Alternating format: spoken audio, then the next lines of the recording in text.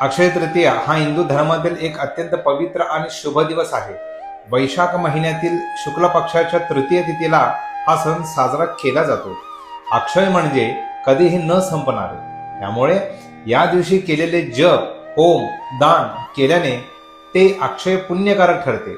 या दिवशी भगवान विष्णू आणि माता लक्ष्मीची पूजा केली जाते. तसेच हा दिवस परशुराम जयंती व हयग्रीव जयंती म्हणूनही साजरी करण्यात येतो.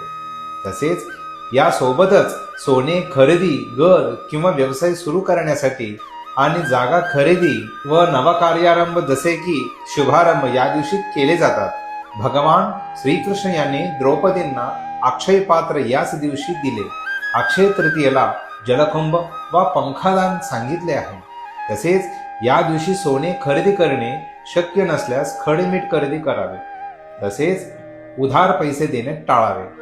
आपले जर व्यवसाय असेल तर गल्ल्यात लक्ष्मी यंत्र किंवा श्रीयंत्र ठेवणे योग्य ठरते. या दिवशी सुहासिनींना भोजनास आमंत्रित करून सन्मान करावा. तसेच पितरांचे श्राद्ध केले जाते.